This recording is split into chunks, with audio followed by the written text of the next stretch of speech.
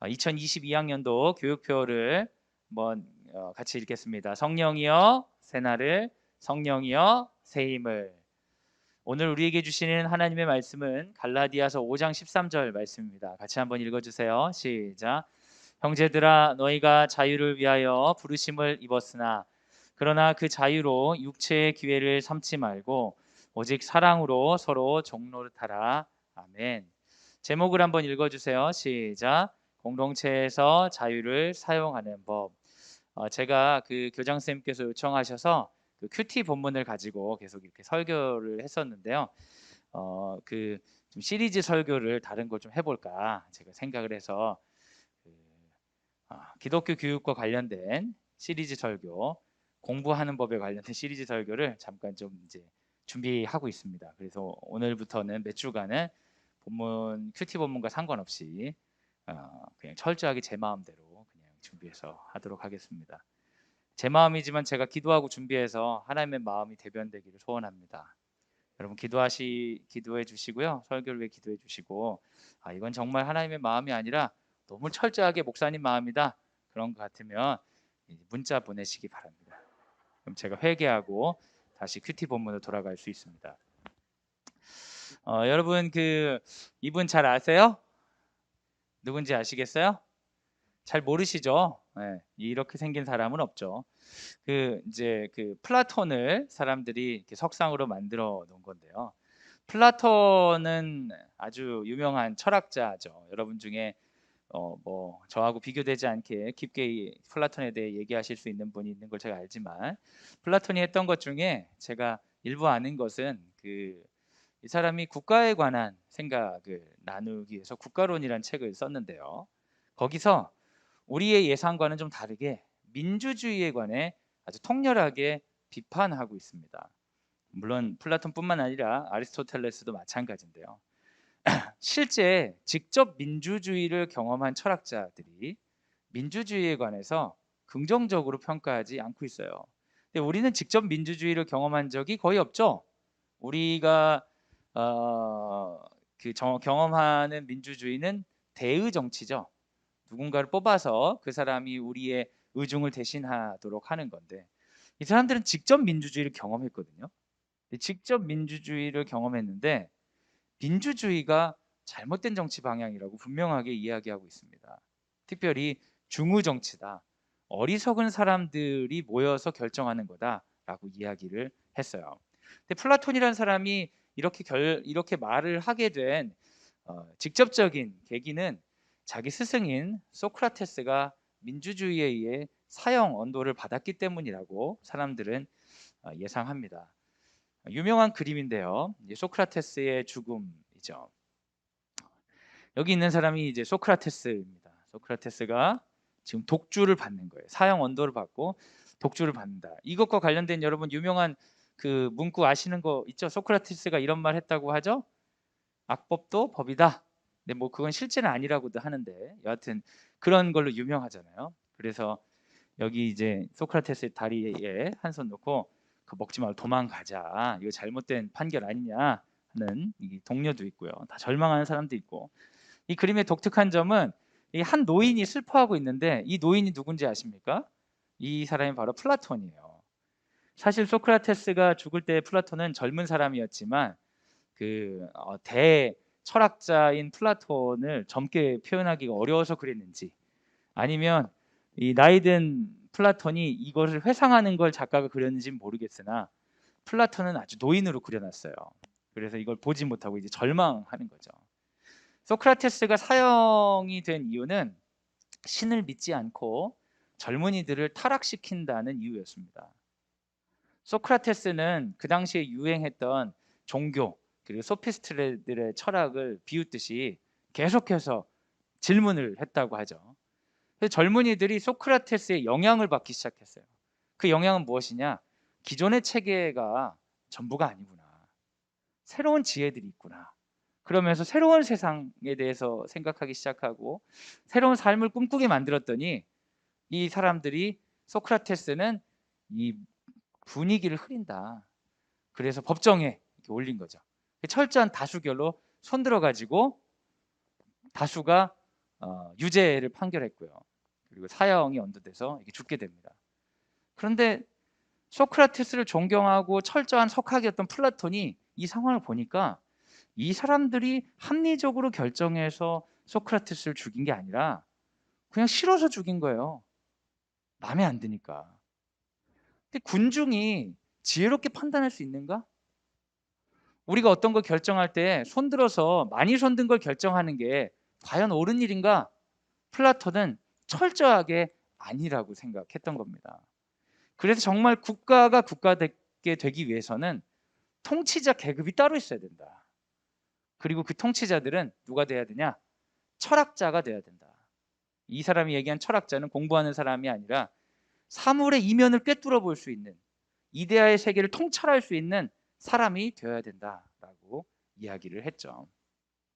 그래서 말을 들어보면 뭐 민주주의는 안 되고 뭐 특정한 사람만 다스려야 돼. 그래서 되게 폭력적인 것처럼 들리긴 하지만 사실 이 사람이 주장하는 것은 어떻게 보면 뭐 맞는 말이에요. 가르치는 통치하는 사람은 철저한 철학자가 돼야 돼요. 그래 이 사람은 이성을 중심으로 나라를 다스려야 되고, 그리고 군인들은 용기를 가지고 지켜야 되고, 욕구를 가지고 있는 보통 사람들은 생산자로서 남아야 된다. 그래야 나라가 잘 운영될 것이다 라고 이야기한 거죠. 훌륭한 지도자가 다스리는 나라, 역할에 맞는 일을 하는 나라가 가장 훌륭한 국가가 될 거다라고 이야기를 했습니다. 여러분은 이거 어떻게 동의가 되세요? 아니면 좀 이제 거부감이 있으세요? 우리는 모두 다 민주주의를 원하지만 한편으로는 항상 좋은 인도자를 원해요. 민주주의를 원한다고 이야기하지만 우리가 직접 어떤 의사를 대변하기 위해서 그 사안에 대해서 공부하고 그 의사 개진을 하기 위해서 노력하는 사람은 극소수죠.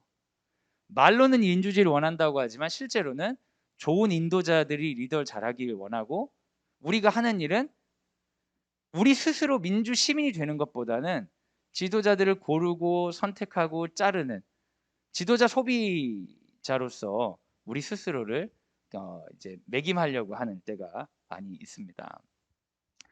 사실 간단하게 얘기하면 준비되지 않은 민주 시민의 위험성.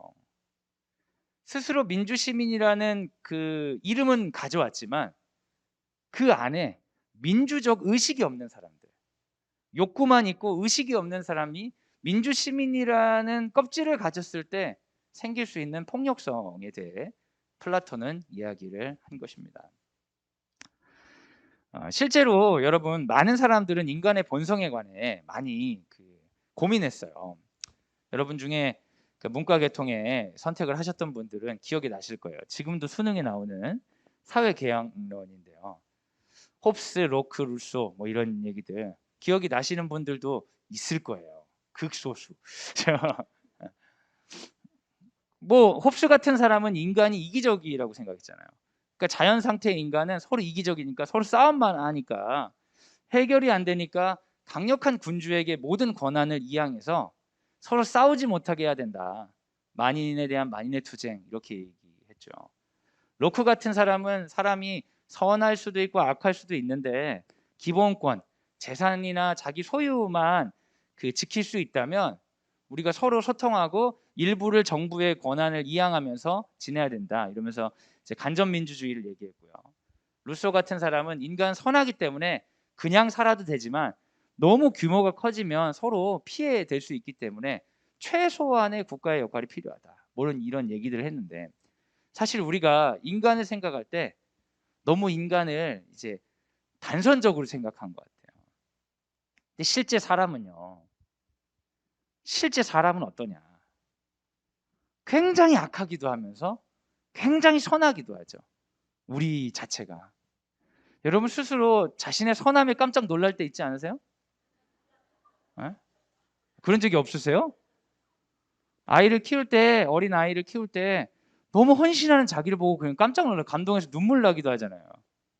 여러분 누군가한테 선물을 준비하거나 편지를 쓰거나 할 때 스스로 너무 선해가지고 막 눈물 흘릴 때 있잖아요. 진짜 대박이야. 막 이럴 때도 있어요. 근데 여러분 스스로의 악함에 놀라실 때가 있지 않으세요? 진짜 몸소리치게 악하죠.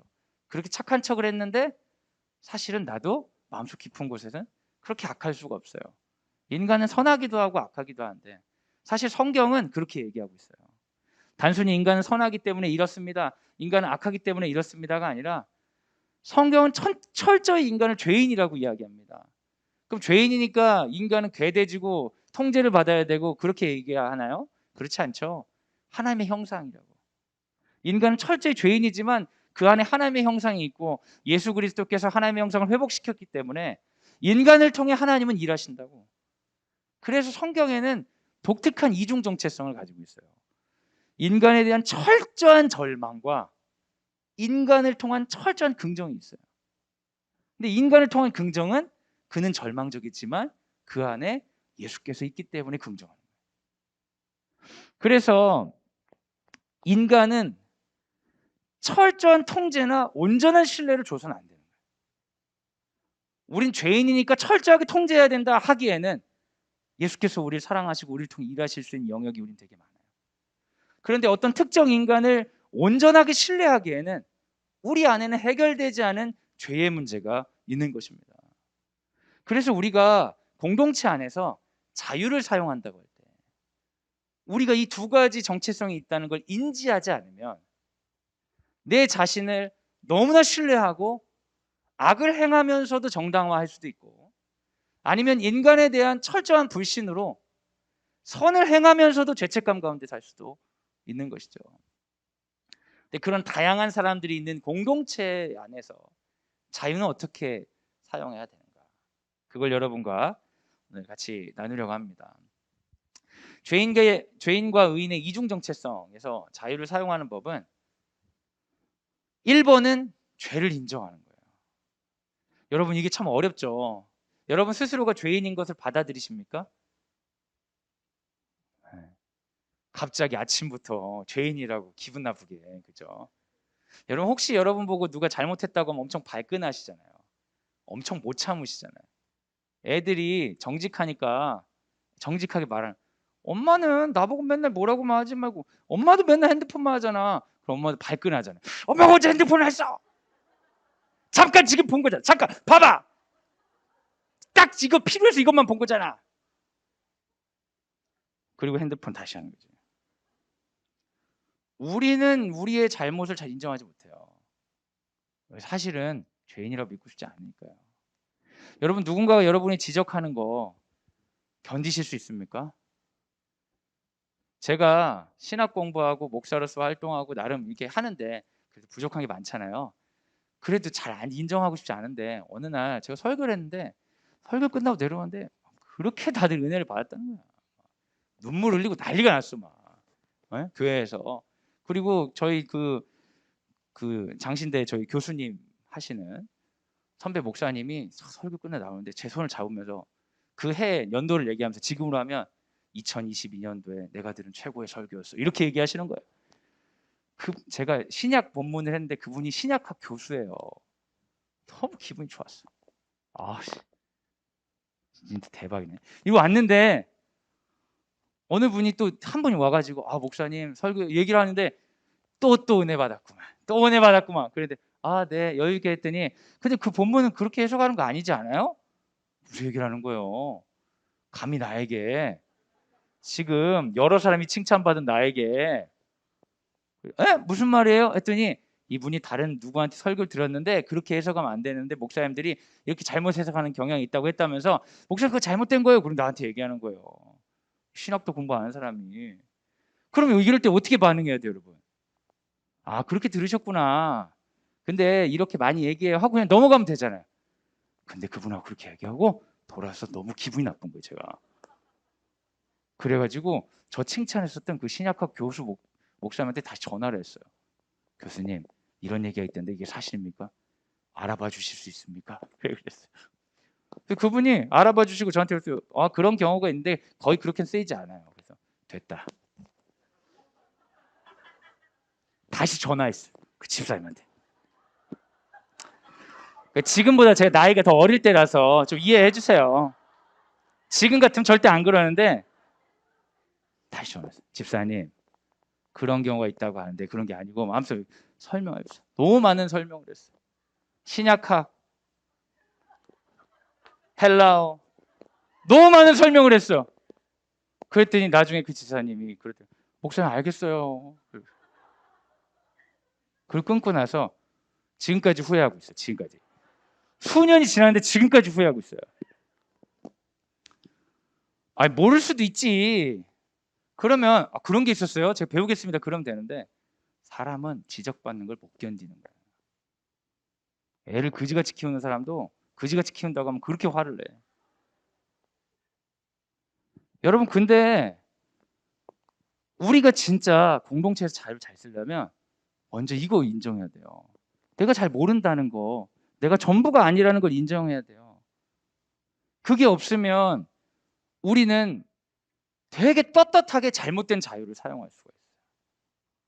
죄를 인정해야 돼. 내가 부족하다는 거. 제가 이 비밀을 깨닫고 얼마나 자유로워졌는지 몰라요. 전에는 이 비밀을 몰라가지고 학생들을 가르칠 때 혹시라도 모르는 거 물어볼까 봐 미친 듯이 공부해 가는 거예요. 뭘 하나 물어봤는데 대답을 잘 못해가면 그렇게 후회가 되는 거예요. 근데 깨닫게 됐어요. 모르는 걸 밝혀도 애들은 아무 상관이 없고 내가 아는 것도 별 관심이 없다는 거예요. 애들이 전에 질문하잖아요. 그래가지고 제가 미친 듯이 공부해가는 거예요. 막 논문 몇 개씩 읽어가가지고 다음 시간에 설명을 막 하면 애들이 누가 질문했었어? 막 이러는. 애들은 그냥 한 얘기야 그냥. 근데 내가 열등감에 그냥 막 그러는 거죠. 너 모르면 네가 공부해봐라. 같이 공부해보자. 그래서 같이 성장하면 되지. 이게 아닌 척 하려다 보니까 사람이 두렵게 되는 거죠. 여러분 좀 인정해야 돼요. 우리는 우리 자녀를 완벽하게 키울 수 없습니다. 여러분 인정하십니까? 그리고 여러분 세상에 제일 나쁜 놈은 누구예요? 세상에 제일 나쁜 놈은 나야. 왜? 다른 사람의 나쁜 거는 겉으로 드러낸 것만 알잖아요. 내 안에 속에 제일 나쁜 건 내가 알잖아요. 그러니까 정직한 사람은 세상에 제일 큰 죄인은 자기인 거예요. 저 사람은 사람을 죽였어. 엄청난 죄인이네. 나쁜 짓을 돈을 횡령했어. 엄청난 죄인이야. 근데 난 내가 나를 알잖아. 내가 기회가 있었으면, 내가 어떤 억압적인 부모 밑에서 자라서 저런 성격이 형성됐다면 나도 그럴 수 있다는 거 알아요, 몰라요? 알잖아요. 그런데 예수를 잘 믿지 못하는 사람들은 다른 사람만 계속 뭐라고 하는 거예요. 예수 안에 있는 사람은 가장 죄인이 누구예요? 나예요. 가장 죄인이 나니까 나는 찍소리 않고 무조건 피해 당하고 살아야 된다고 그럴 얘기를 하는 게 아닙니다. 물론 내가 권리를 가지고 싸우고 그냥 사는 건데, 근데 사실은 알아야지. 사실은 누가 제일 죄인인 거예요? 나예요. 예수 믿는 사람들이. 왜 예수 믿는 사람들이 겸손해요? 내가 죄인이니까 겸손하지. 착한 척이 아니잖아요. 근데 우리 애들이, 그리고 우리 성도님들이 자기가 죄인이라는 생각이 없이 착한 척을 하려니까 심리적인 병이 걸리는 거예요. 화딱지가 나서 못 사는 거예요. 여러분 많이 인내하면 분노가 커집니다. 그래가지고 제가 성도님들이나 우리 학생들 중에 너무 착한데 분노가 있는 사람들을 많이 만나요. 그걸 만나면 너무 천사야. 천사들 만나면 걱정되는 거예요. 집에 가서 악마 되는 거예요. 그런 사람들이. 화가 어디 가겠어요? 근데 죄인인 거를 인정하면 겸손해지는 거예요. 겸손해지려고 하는 게 아니라 내가 별거 아니니까 겸손한 거예요. 그냥. 그런 척 할 필요가 없는 거죠. 제가 신학 공부를 하면 할수록 어떤 느낌이 있냐면 설교하기가 더 힘들어져요. 그런데 제가 더 어릴 때일수록 그렇게 용감하게 설교를 했어요. 내가 아는 게 전부인 것 마냥. 그 옛날 영상 같은 거 제가 보면 너무 설교 잘해요. 자신감 있어 눈동자에. 네. 그런 사람들 조심해야 돼요, 여러분. 죄를 인정한다는 건 뭐냐? 난 죄인이니까 난 나빠, 난 쓰레기야, 난 어디 가서 뒤져야 돼. 이런 자기 비하가 아니라 죄를 인정한다는 건 뭐냐면 그런 나를 주님이 사랑해 주신 거잖아요. 그러니까 나는 다시 존귀해지는 거예요. 내가 내 죄를 묵상하면 묵상할수록 난 나쁜 놈이에요. 난 죄책감이 있어요. 그런 사람은 예수를 믿지 않는 거잖아요. 죄를 인정하면 인정할수록 그런 죄인을 끌어안아 주시고 사랑해 주시고 오늘도 같이 하자고 하시는 그 하나님의 사랑이 더 커지는 거예요. 그러니까 기독교의 역설이 있어요. 철저하게 자신이 죄인인 것을 회개할 때 놀라운 사랑을 만나는 거예요. 내가 죄가 없는 척할 때는 다 나에게 뭐라고 하는 것 같고 나의 약함을 들춰내려고 하는 것 같은데, 내가 죄인인 걸 완전히 인정하면 그 죄인을 사랑하시는 하나님, 그 죄인을 위해 십자가에서 피 흘리셨던 그리스도를 만나게 되는 거죠. 너무 감격하게 되는 거예요. 그러니까 삶이 어떻게 되냐? 감사한 거죠. 아, 진짜 고맙다. 내가 오늘 살다니. 감사하게 되는 거예요. 그 다음에는 어떻게 되냐면, 내가 죄인이에요. 근데 나는 십자가에서 죽었어. 근데 그리스도께서 날 살려주셨으니까 이제 내 자유를 가지고 하나님께서 기뻐하시는 대로 쓰셨으면 좋겠어요. 하나님께 드리는 자유가 있는 거예요.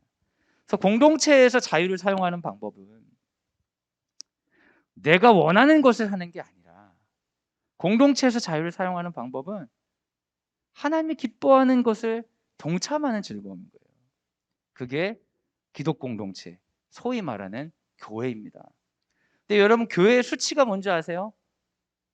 죄인인 걸 인정하지 않는 거예요.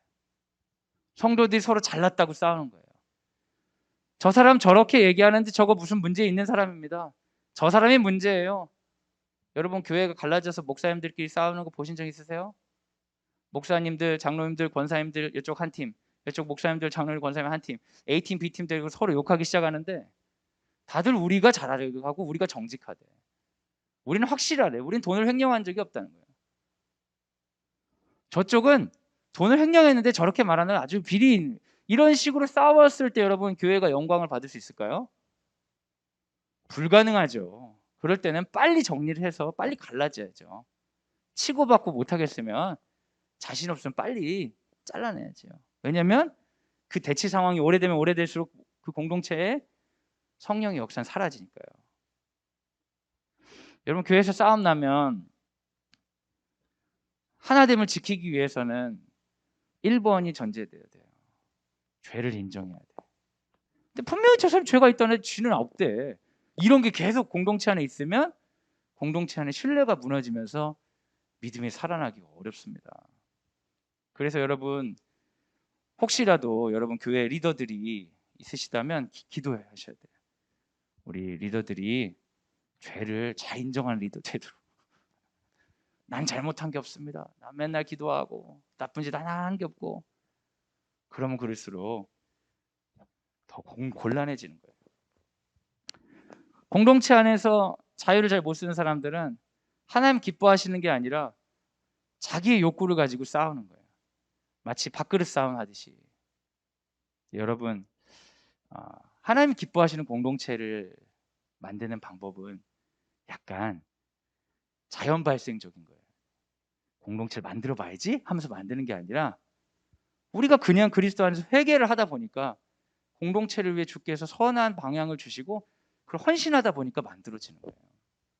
저는 광성드림학교 있으면서 참 감동하는 것은, 의도하지 않았는데 주께서 일하시는 것들 참 많이 보게 돼요.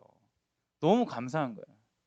그러니까 청사진을 쫙 내놓고 우린 이것을 향해 나아가야 됩니다. 뭐 교회 같으면 그런 거 있잖아요. 오늘 뭐 올해 전도 목표 500명, 선교사. 뭐 제가 교회 목표를 안 해봐가지고 규모를 모르겠어. 몇 명을 얘기해야 될지 모르겠어요. 이게 무식하니까 뭐 선교사 무슨 10명 파송 뭐 뭔가 이런 거 있잖아요. 근데 그런 거를 하고 막 가는데 안 되면은 연말에 되게 뭔가 실패감이 싹 오잖아요. 망했네 이런 느낌인데, 우리가 목표가 따로 없는데 하나님께서 일하시는 걸 볼 때 이 공동체에서 누리는 유익이 엄청 많습니다.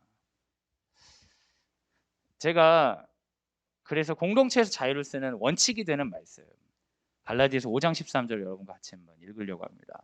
같이 읽어주세요. 시작. 형제들아, 너희가 자유를 위하여 부르심을 입었으나 그러나 그 자유로 육체의 기회를 삼지 말고 오직 사랑으로 서로 종노릇 하라. 자유가 있어. 그거 갖고 육체의 기회를 삼든 하든 할 수가 있어. 하지만 내가 죄인인 걸 깨닫고 육체의 종노릇으로 빠질 수 있다는 걸 기억하고 사랑으로 종노릇하라. 하나님께 드려라. 자유를 가지고 종이 되라는 거예요. 그때 공동체가 만들어진다. 진짜 역설적이죠. 근데 사실 이걸 살아보면 쉬운데 말로는 어려워요. 제가 있었던 얘기인데요. 어느 날 교원 연수로 민주적 회의법 워크숍에 제가 참석한 적이 있어요. 여러분, 그 교직 사회가 민주적인 집단인 것 같아요? 권위적인 집단인 것 같아요? 권위적인 것 같아요. 아유, 그렇구나.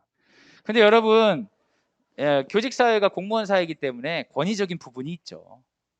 이제 그 직급이 막 다양하진 않지만 권위적인 부분이 있을 수 있죠. 그런데 그러다 보니까 이제 근데 뭐 직급이 이렇게 쭉 다양한 게 아니라 교장 교관만 확 높고 나머지는 쫙 이렇게 이런 식이잖아요. 그래서 권위적이라고 했을 때 그 권위적이라는 말을 듣기가 쉬운 사람들이 다 교장 선생님들이에요. 학교라는 집단이. 근데 민주적 회의 워크숍을 딱 참여했더니 참여한 선생님들이 너무 좋아하는 워크숍이에요.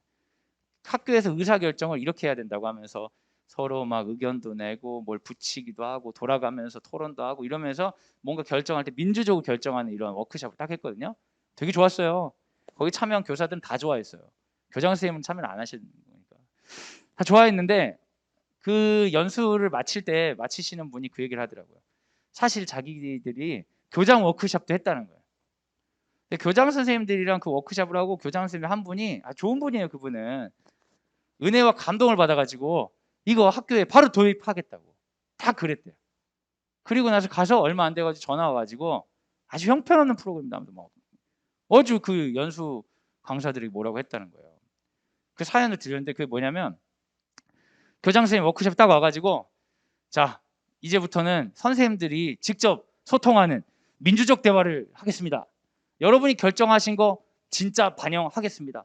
교사분들이 직접 결정하시고 저는 마지막에 결제만 하겠습니다 하고 민주적 회의 워크를 딱 했더니 결론적으로 어떻게 됐냐면 교사들이 철저하게 업무가 적게 돌아가고 애들 빨리 보내고 잡무를 없애는, 그래서 학교 그분들이 결정한 대로 하면 학교가 아니라는 거예요. 그래 교장 선생님이 결정한 걸 딱 가지고 오고 다 자기가 받아준다고 했잖아요. 그리고 뭐라고 했냐면 취소. 선생님들 이런 사람들이 몰랐습니다. 실망했습니다. 다시는 선생님들에게 의견 묻지 않겠습니다. 다 그랬다는 거예요. 그래서 선생님들 그 교장 선생님이 선생님들한테 인기를 얻으려고 했다가 아주 악마 중에 아예 악마로 되게 된 거죠. 여러분 이런 경우는 많아요. 여러분의 의견을 자유롭게 주세요라고 해서 자유롭게 들으면 그게 공동체를 형성할 수 있을까요? 각자 욕구를 말하면 공동체 형성이 아니라 편가르기가 돼. A팀이냐 B팀이냐. 근데 이분이 왜 실수를 한 거냐면 교장 선생님과 교사들이 생각한 자유에 대한 오해 때문이에요. 교장 선생님이 자유롭게 이야기하세요와 교사들이 느끼는 자유롭게 결정하라는 것이 다르다는 거예요. 교장 선생님은 어떤 걸 생각한 거냐면 학교가 가치에 맞게 진행되도록 선생님들의 의견이 필요합니다. 그러니까 당신들의 의견을 내서 학교가 목적을 잘 이룰 수 있도록 힘을 합쳐주세요라고 얘기하는 건데 선생님들이 어떻게 이해했냐면 당신의 욕구를 말하면 들어주겠습니다라고 하는 거예요. 그리고 선생님들 욕구만 말하는 거예요. 점심 맛이 없어요. 야자 감독하기 피곤해요. 애들 말도 안 듣는데 교사들끼리 쉴 공간이 필요해요. 교사들 간식도 필요해요. 교사들 욕구만 말하는 거예요. 근데 그 욕구하고 가치하고 상관이 없게 되니까 뭐가 돼요? 그 공동체는 그들의 욕구를 해소하기 위한 도구가 되는 거예요. 그럼 여기는 학교가 아닌 거예요. 여기는 어떤 곳이에요? 학교가 아니라. 그 사람들이 어떻게든 이익을 보기 위해 싸우는 전쟁터가 돼버리는 거예요. 선생님들이 자기의 이익을 보기 위해 싸우는 전쟁터가 된 순간 학교의 학생들은 뭐가 돼요? 이익을 위해서 잠깐 필요한 존재들이 되는 거죠. 그래서 그런 농담이 있어요. 선생님들끼리 하는 농담이에요. 교사는 애들만 없으면 참 하기 좋은데 이런 말이 있어요.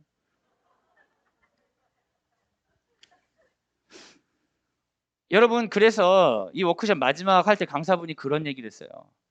교장 선생님 그런 일이 있었는데 여러분 중에 관리자급이라서 이런 걸 해보려고 하신다면 반드시 전제를 달아야 됩니다. 안내를 하라고 했어요.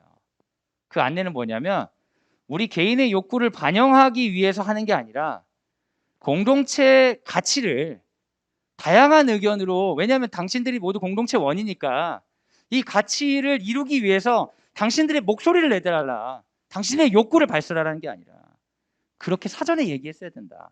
그럼 선생님들은 다 잘했을 거다. 이건 교장 선생님 탓이다 라고 결국 거기서도 교장 선생님이 이상한 분이 되셨어요. 여러분, 공동체는요, 함께 가치를 수호하는 자들이에요. 함께 이익을 붙잡는 사람이라든지 자기 이익을 위해서 도움이 되게 있기는 거는 공동체가 아니에요. 그건 잠깐 필요에 따라 만나는 거죠. 여러분이 교회를 공동체로 만들고 싶으시다면 그 교회가 추구하는 가치에 동의하셔야 돼요. 그리고 그 가치를 세워나가기 위해서 자신의 자유를 드리는 겁니다.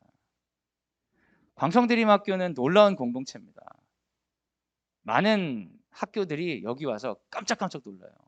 뭐에 놀라냐면 학부모들이 소비자가 아니라는 거예요.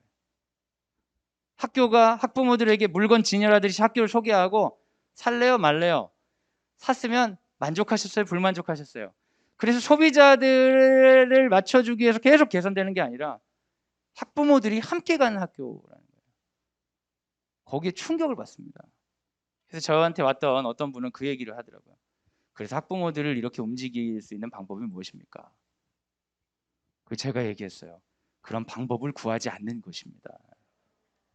학부모를 움직이게 하려고 노력하지 않는 것입니다. 학부모를 소비자나 개돼지 취급하고 몰아세우려고 하지 않는 것입니다. 라고는 말을 안 했어요. 뒤에 말을.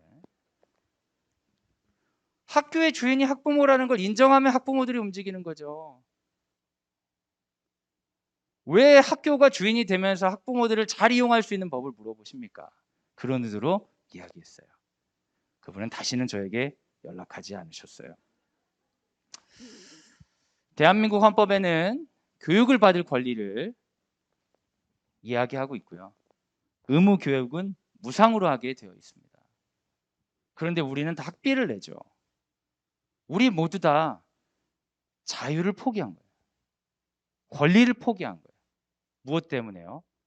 공동체를 만들고 교육 안에서 자유롭게 새로운 시도를 하기 위해서죠. 그래서 여러분 다 전 존경합니다. 그리고 저는 제 자신도 어떤 의미에서 존경합니다. 우리 선생님들도 존경합니다. 세상에 있는 똑같은 구조가 아니라 자신이 주님 앞에서 연약함을 알고 이 세상에 있는 교육의 영역 가운데 하나님의 아파하심을 깨닫고 동참하기 위해서 자신의 자유를 종이 되는 거죠. 주님, 내 자유를 사용하여 주시옵소서. 여러분, 자본주의 사회에서 돈이 얼마나 큰 자유입니까? 그것을 통해 하나님 일하시옵소서. 그래서 저는 광성드림학교 공동체를 확신합니다. 공립학교에서 이루어지는 교육을 통해 하나님 나라의 가치가 이루어질 수 있는가? 이 질문에 응답해서 자신의 자유를 헌납한 자들, 종이 되기를 결정한 자들, 그 사람들이 교육의 주인 하나님께서 기뻐하시는 학교를 세우자. 그래서 만들어준 게 광성드림학교죠. 그래서 여러 가지 설명도 할까 그런 생각을 했었는데 엄청 시간이 많이 지나가지고 이건 그냥 넘어갈게요. 근데 이게 중요한 것 같은데 앞에 얘기하다가 뒤에 중요한 걸 다 날렸네. 하지만 안 하겠습니다. 끝나는 시간이 더 중요할 수 있어요. 우리 뭐 오랫동안 만나니까 언제 기회가 있겠죠. 이 가치에 동의하는 사람은 자신의 자유를 이 가치에 투자해 주시기 바랍니다. 이런 콜링을 해가지고 여러분이 오신 거예요. 그러니까 전 여러분을 존경할 수밖에 없어요. 여러분 진짜 훌륭하십니다. 어떻게 보면 되게 어리석어 보이기도 하고요. 어떤 사람들은 광성대림학교 보고 뭐 귀족학교다 어쩌다 그런 얘기를 하는데 그런 거는 중요한 게 아니에요. 광성대림학교 와가지고 대학을 잘 가냐 안 가냐 사실 그것도 중요하지 않아요. 정말 중요한 거는 어떠한 가치에 우리 삶이 들여지고 있고 우리 자녀들에게 그러한 삶을 우리가 가르치고 있느냐. 대안적 삶이죠. 여러분 하나님 나라는 굉장히 대안적이에요. 왜냐하면 여기는 한국이 있잖아요. 하나님 나라가 어디 있어? 그런데 이 나라가 있는데 이 나라에서 다른 나라에 사는 것처럼 살기 위해서 우리가 모인 거지 않습니까? 그래서 기독교는 철저하게 대안적이에요. 그런데 이상하죠?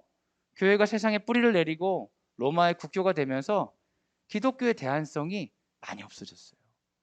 오히려 세상과 잘 합해져 있는 것처럼 보이죠.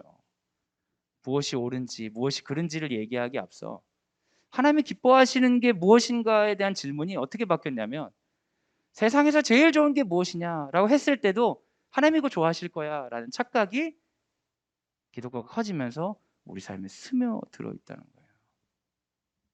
그러니까 공동체를 만들고자 하는 사람들이 별로 없는 거죠. 이 교회나 저 교회나 다 똑같은 거 아니야? 소비자들만 들어서 더 설교 잘하는 목사님, 더 시설 좋은 교회. 그래서 가면 어때요? 어차피 가치가 중요한 게 아니라면 교회가 실망하면 또 다른 데 가고 그 가운데서 우리 아이들이 믿음이 좋길 바란다는 건 도대체 어떤 믿음을 얘기하는 거죠? 도대체 어떤 기독교 교육을 하겠다는 건가요? 그런 의미에서 여러분들은 굉장히 실질적이고 현실적인 기독교 교육을 하시는 분들이죠. 맞나요? 모르죠. 여기서 뭐 좋은 학교라고 생각해서 오신 분이 있는데 괜히 제가 혼자 착각해가지고 멋지게 말하는 걸지도 모르죠. 뭐 여하튼 그렇게 다니는 분들이 행복한 학교입니다. 갈라디아서 5장 13절 다시 한번 읽겠습니다. 시작. 형제들아 너희가 자유를 위하여 부르심을 입었으나 그러나 그 자유로 육체의 기회를 삼지 말고 오직 사랑으로 서로 종노릇하라. 진짜 어마어마한 말씀이죠. 어떻게 이런 걸 썼어? 진짜 대단한 분이야. 마태복음 13장 44절 같이 한번 읽어주세요. 시작. 천국은 마치 밭에 감추인 보화와 같으니 사람이 이를 발견한 후 숨겨두고 기뻐하며 돌아가서 자기의 소유를 다 팔아 그 밭을 사느니라. 아멘. 공동체에서 자유를 사용하기 위해서는 이런 질문을 해야 됩니다. 이것을 하나님께서 기뻐하시는가? 그래서 우리가 인가를 받기 위해서 어떻게 보면 우리의 그 학교 목표를 세상을 섬기는 기독교인으로 이렇게 이제 약간 축소한 건데 사실은 이 괄호가 있어요. 뭐냐면 세상을 하나님 나라 가치로 섬기는 기독교인. 우리 자녀들을 위해 여러분 소원하실 때 우리 자녀들이 실력을 갖추고 하나님 나라 가치를 위해 싸우도록 기도해 주시면 좋겠어요. 어제 졸업생들이 꽤 많이 왔어요. 스승의 날이라고. 너무 기특하죠. 그 여러 친구들을 만났습니다. 근데 그 두 친구는 그 대학을 잘 갔어요. 우리나라 초등학생들이 제일 처음 배운다는 영어 단어 아세요, 여러분? 인서울이라고? 제일 먼저 인서울부터 배워야 영어가 트인다는 얘기가 있던데. 근데 우리 그 두 친구는 인서울 했어요. 대학교 4학년인데 얘들이 뭘 해야 될지 잘 모르겠다는 거예요. 두렵다는 거예요. 그래가지고 다른 사람들은 다 취직하고 뭐하고 한다고 막 바쁜데 그렇게 살고 싶진 않다는 거예요. 그러니까 얘네들이 이제 대안학교를 다녔으니까 약간 그런 건 있는 거예요. 그래서 왜 그러면 어떻게 하고 싶냐? 정말 원하는 거 확실한 걸 찾고 싶다는 거예요. 그래서 제가 원하는 거 확실한 거를 찾고 싶은 거야? 아니면 실패하지 않고 싶은 거야? 물어봤더니 애들이 잠잠히 생각하다가 하는 얘기가 실패하고 싶지 않은 것 같다는 거예요. 원하는 확실한 거가 어디 있어요, 여러분? 하다 보니까 그렇게 되는 거지. 제가 아이들하고 얘기했어요. 니들은 대안학교에서 그렇게 배우고도 어떻게 그러냐. 사람이 이걸 좀 해봐야 이게 재밌는 줄 알고 더 해도 되는 줄 알지. 근데 걔네가 그러는 거예요. 이걸 열심히 했는데 그게 내 길이 아니면 어쩌냐는 거예요. 내 길이 아니면 그만큼 알게 된 거지 그냥. 그런 어리석은 생각이 어디 있어요? 여러분 완전 애들이 이제 기독교 교육으로 좀 벗어나 가지고 일반 세상에 있으니까 가치관이 완전 흔들려 가지고 세상의 가치관이 돼 버린 거야. 여러분 성공의 길이 되게 분명히 있는 것처럼 가르치죠. 성공의 길, 학생들에게 성공의 길은 뭐예요? 아이들에게 비전은 다 뭡니까? 대한민국의 스카이죠, 스카이. 다 그렇게 가르치잖아요. 거기에 초점을 맞추기 위해서 얼마나 많은 자본을 씁니까? 그런데 여러분, 그쪽으로 가서 뭐 제일 유력한 거는 뭐 의대나 몇 가지 딱 정해져 있는 거 아니에요? 근데 그렇게 쭉 가가지고 기득권에 오를 수 있다는 그 라인이, 여러분, 그게 사실입니까? 그게 사실이에요? 그 길을 걸어서 기득권에 갈 수 있다는 게 사실이에요? 실제로 여러분, 그렇게 갈 수 있는 사람이 있죠. 그런데 그렇게 세상이라는 게 성공의 길이 그렇게 선명하게 있는 거가 맞아요, 여러분? 지금까지 살아보시니까 그래요? 내일이 되게 분명해요? 그거 하면 분명히 성공하는 게 있어요? 주식하면 성공할 거라고 얘기하는 사람들이 있지만 실패한 사람이 대부분이죠. 땅 사면 다 부자 되는 것 같은데 이상하게 내가 땅이 사면 재개발이 취소되고 집이 저당 잡히죠. 여러분, 학원 열심히 다니고 뭘 해가지고 그쪽으로 다가가면 성공할 거라고 하지만 그쪽 길에 가 있는 사람 중에 성공한 사람이 높을 수 있겠으나 그 길을 분명하게 갈 수 있는 사람이 얼마나 있어요? 여러분, 그거 거짓말 아닌가요? 우리는 미래를 살 수 있나요? 우리가 살 수 있는 건 고작 지금 아닌가요? 지금 여기에서 내가 살아야 되는 거 아니에요? 그런데 저기를 보면서 애들을 살게 만드는 거예요. 지금 여기서 하다가 그 길로 갈 수도 있고 다른 길로 갈 수도 있는 건데, 근데 그런 얘기를 계속 듣다 보니까 어떻게 돼요? 발을 못 뛰는 거예요. 무서워서. 이렇게 가다가 그 길 아니면 어떡해요? 여러분, 인생이 그런 거 아닙니까? 인생이 못 모르고 가다가 보니까 거기서 새로운 길 찾고 거기서 새로운 길 찾고 하다가 우리가 여기까지 왔지. 길 알고 여기까지 오신 분이 어디 있어요? 삶은 뒤돌아봤을 때는 질서가 있는 것처럼 보이지만 가기 전에는 하나도 질서가 없어요. 그런데 아이들을 속이는 거예요.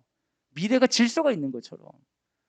그래서 그 질서로부터 벗어나면 너의 인생이 큰일 날 것처럼 아이들에게 두려움을 주니까 애들이 무서워가지고 어른들이 만들어놓은 시스템, 어른들이 구매하라고 하는 것들을 철저하게 사고 있는 소비자만 되는 거예요. 저거 사면은 네가 이 길로 갈 수 있어. 저거 구매하면 저 길로 갈 수 있어. 근데 여러분, 그거 거짓말인 거 모르세요? 아시잖아요. 지금까지 살아봤잖아요, 우리가. 걸어가 봐야지 그때 보이는 게 다른 건데 왜 걷기 전에 다 가지려고 하냐고요. 예수께서 우리에게 그런 삶을 언제 가르쳐 주셨어요? 애들이 하나님 뜻이 궁금하대요.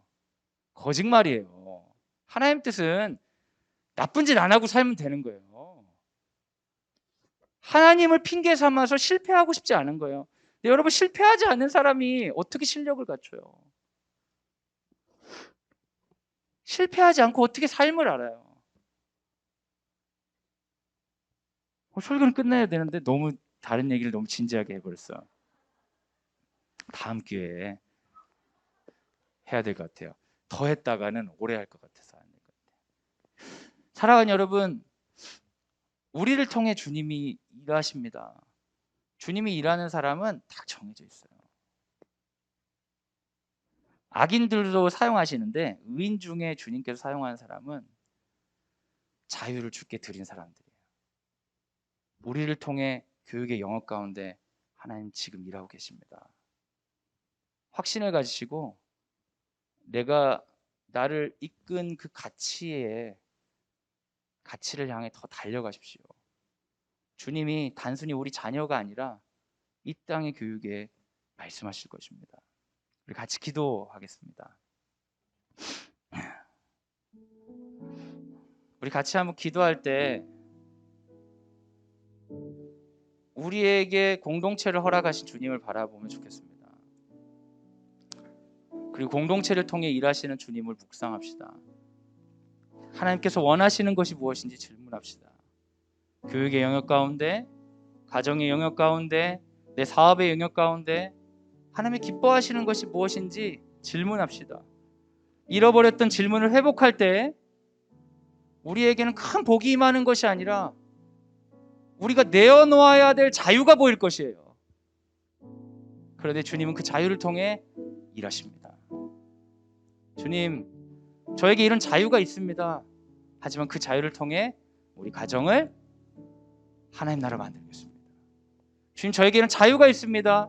그 자유를 통해 우리 교육의 영역 가운데 하나님의 교육을 선포하겠습니다. 전 자유가 있습니다. 사업의 영역 가운데 하나님 일하시게 하겠습니다. 나를 사용하여 주옵소서. 나를 통해 공동체를 만드시옵소서. 교회를 만들어 주시옵소서.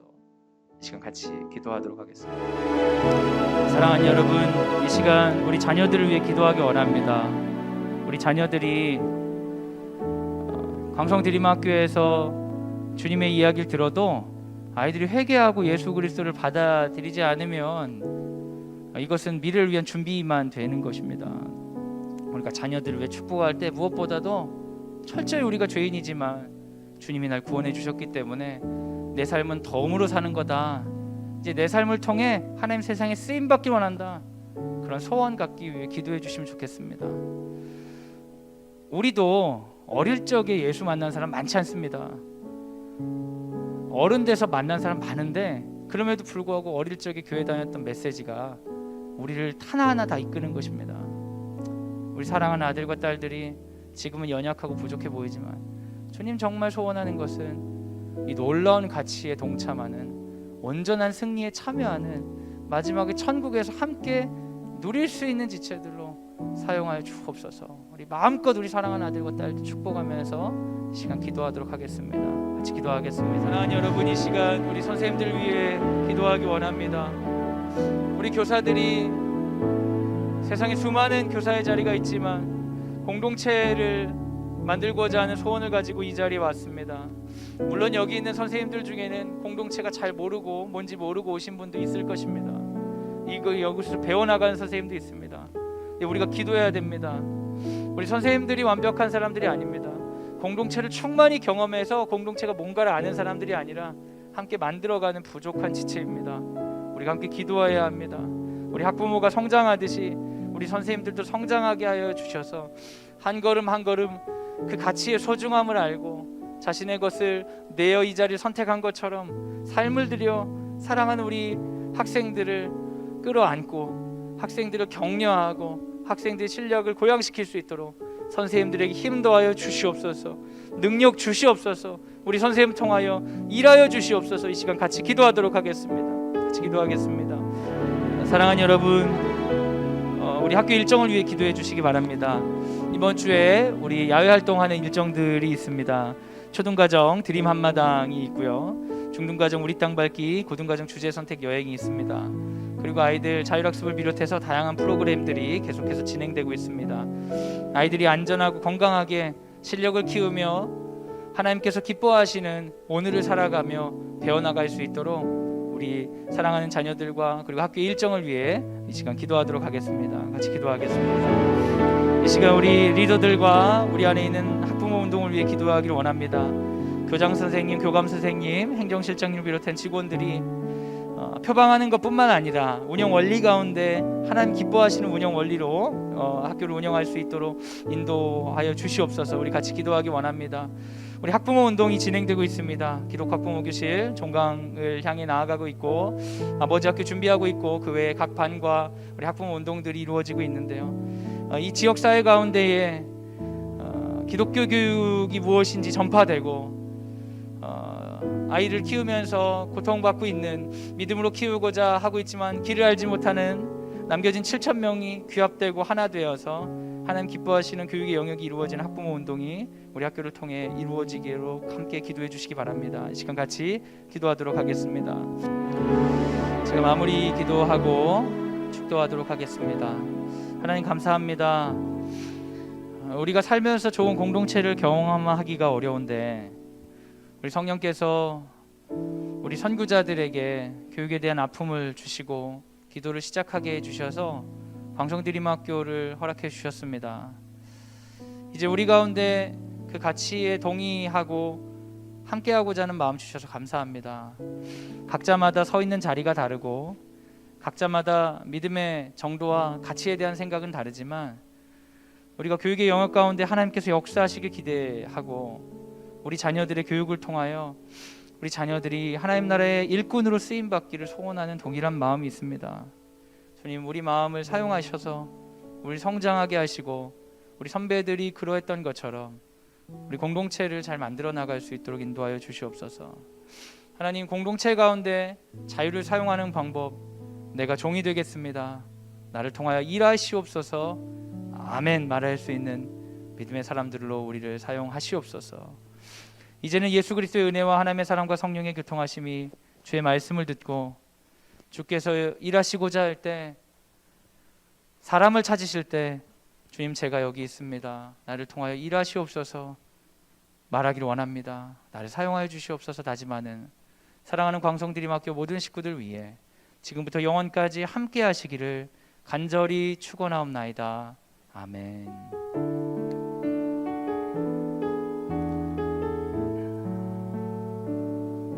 하나님께 영광의 박수를 올려드리겠습니다. 제가 이 시리즈 설교를 준비를 하다 보니까 다음에 해야 될 것들이 계속 들어오네요. 그래서 다음부터는 이런 일 없도록 좀 더 철저히 준비해서 오도록 하겠습니다. 학부모회장 어머니 광고 안 보내주셨는데 아무것도 없나요? 교감 선생님께서 우리 말씀해 주신다고 합니다. 우리 이인성 교감 선생님이십니다. 박수. 네, 안녕하세요. 저는 중고등과정 교감을 맡고 있는 이인성이라고 합니다. 네, 안녕하세요. 네, 이 자리에 제가 잠깐 이렇게 광고하러 올라온 이유는요. 그 중고등 과정이 매월 월요일 날 그 오후에 그 2시부터 5시까지 회의하고 연수를 진행하고 있는데요. 학부모님들께서 이 시간에 교사들이 무엇을 하고 있는지 궁금해하시는 것 같기도 하고, 아이들이 그 시간을 되게 기다리고 있는데 또 부모님들께서는 그 시간이 좀 걱정되시는 것 같기도 하고요. 여러 가지 저희가 자세히 안내를 드린 적이 없어서 한번 이 시간에 뭘 하고 있는지를 말씀드리면 좋을 것 같아서 잠깐 이렇게 올라오게 되었습니다. 저희가 중고등과정이 이제 고등과정이 생긴 지는 3년이 되었습니다. 그리고 중등과정은 14년 차가 되고 있는데요. 그동안에 중등과정만 있을 때는 저희 금요일 날이 그 6교시까지만 하고 가서 그 후에 선생님들이 모여서 매주 회의를 하고 연수를 하고 그렇게 해서 한 주를 마감하는 시간을 갖다가 이제 고등과정이 생기고 나서 고등과정은 저희가 계속 다 7교시거든요. 그래서 선생님들이 다 같이 모일 수 있는 시간이 절대적 시간이 필요했습니다. 그래서 선생님들이 방과 후에 모이기 했었는데요. 근데 그 시간도 되게 부족함을 저희가 느끼게 되었습니다. 그래서 지금 현재는 한 달에 그 둘째 주 수요일 날 5시부터 7시까지 회의를 진행하고 있고, 또 마지막 주 월요일 날은 학부모님들이 이제 배려해 주셔서 월요일 날 그 2시부터 5시까지 지금 현재 회의랑 그 연수를 진행하고 있습니다. 선생님들이 그 방학 때 연수도 하고 있는데 그때 하면 어떨까 이런 생각도 하시는 부모님들이 혹시나 있으실 것 같기도 하는데요. 저희가 방학 때는 주로 신앙 연수와 선생님들의 개인 교과 연수로 다음 학기를 준비하는데 하고 있고요. 현재 저희가 그 학기 중에 하는 연수들은 현재 고입하고 대입이 매년 변경되고 있습니다. 네, 그런 걸 주시해서 함께 그 연수를 하고 있고요. 지난번에 부모님들께 말씀드렸던 다중지능 연수라든지 또 이번 달에는 지금 생활기록부 연수가 저희가 잡혀 있습니다. 그러니까 매년 생활기록부가 이제 좀 바뀌고 있고 그거를 교사들이 빨리 습득해서 아이들에게 최대한 많은 좋은 것을 주기 위해서 선생님들이 그 시간에 같이 연구하고 전달 연수를 듣고 또 우리 교과에서 이렇게 적용하면 좋겠다 그런 연수들을 듣고 있습니다. 이번 달에는 생활기록부 연수를 할 예정입니다. 그리고 수행평가나 지필평가도 좀 다양하게 선생님들이 하기 위해서 그런 연수들을 계획하고 있고요. 또 내년부터는 이제 전국적으로 고교학점제가 있습니다. 그 고교학점제를 저희도 이제 도입하기 위해서 매달 선생님들이 연구하고 준비하고 있습니다. 이런 연수들은 다 같이 하고 있고요. 또 선생님들이 필요한 것들은 그 그룹을 지어서 연수를 하고 있는데요. 일단 대입 입시팀이 있습니다. 그리고 ICT 연구팀이 있습니다. 지금 선생님들이 저희가 이제 미디어가 들어와서 저희가 잘 활용해서 교육을 하기 위해서 모든 선생님들이 잘하는 건 아니거든요. 그래서 잘 알고 계신 선생님들이 연구하셔서 저희들에게 알려주시는 그런 연수도 진행하고 있고요. 또 지금 이제 미디어 시대에 성교육이 더 중요하다고 생각해서 선생님들이 지금 성교육 모임을 하고 있습니다. 그리고 또 자기주도 학습을 저희가 중요하게 하고 있어서 자기주도 학습 연구팀이 있어서 총 4개 팀으로 중고등교사가 모임을 하고 있습니다. 또 이 시간이 부족해서 어떤 팀은 방과 후에 모여서 선생님들이 시간을 활용하고 있습니다. 아까 네, 이런 것들이 저희가 방과 후에만 하기에는 저희 교사들이 사실 저희 교사들 7시 50분까지 오는 건 알고 계시죠? 다른 데보다 좀 직장 와서 같이 큐티를 하고 또 아이들하고 큐티를 하고 또 이게 늦게까지 하기에는 저희도 다 가정이 있어서 좀 어려운데 이렇게 한 달에 한 번씩 그러니까 이게 올해만 좀 진행된 건 아니었고요. 저희가 예전에 초중고 같이 연수를 하려면 초등은 좀 일찍 끝나잖아요. 근데 중고등이 늦게 끝나서 중학교가 늦게 끝나서 좀 일찍 이렇게 월요일 날 하교하고 간 적이 있었습니다. 그게 좀 그거를 조금 연계해서 지금 이렇게 하고 있는 것인데 하고 있습니다. 네. 어 이렇게 사실 그 그러니까 목사님 말씀 듣다가 생각나는 건데 저희 그 교사들이 아이들과 있을 때 행복하지만 어 그렇게 네 아이들이 없을 때 교사들과 함께 이렇게 공동체를 이루면서 회의하고 연수하고 이런 것들을 통해서 선생님들이 많이 힘을 얻습니다. 그리고 다시 교실로 들어가서 아이들에게 조금 이렇게 힘을 더 줄 수 있는 기간이 저희들에겐 절대적으로 필요합니다. 학부모님들도 공동체가 소중해서 이렇게 모이고 계시는 것처럼 저희 교사들도 그런 모임이 절대적으로 필요하거든요. 많이 모이면 모일수록 교사들은 더 힘을 얻고 한 아이들을 공동체 같은 마음으로 아이들을 지도할 수 있는데요. 좀 저희도 이렇게 많은 저도 이제 시간표를 제가 이렇게 관리하면서 그 공강 시간을 같이 이렇게 빼 가지고 선생님들 만날 수 있을까 이런 거 되게 많이 연구를 했는데 저희가 중고등 과정이 생기고 강사 선생님 오시고 이런 걸 보면서 강사 선생님들은 일 주일에 몇 번 안 오시기 때문에 그 시간을 빼기도 어렵고 그래서 저희 그 학교에서 상주하시는 선생님들의 시간을 좀 같이 빼서 그 시간을 조금 하면 좋을까 해서 그게 월요일 오후였고요. 학부모님들이 그래서 많이 배려해 주셔서 이렇게 지지해 주고 응원해 주셔서 참 감사한데 저희가 그 시간을 정말 허투루 쓰는 것이 아니라 선생님들이 이렇게 계속 바뀌어지는 그런 변화되는 교육 환경 속에서 같이 연구하고 더 나은 교육 방법들을 찾아서 아이들에게 전하는 시간이라고 생각해 주시면 좋을 것 같습니다. 네.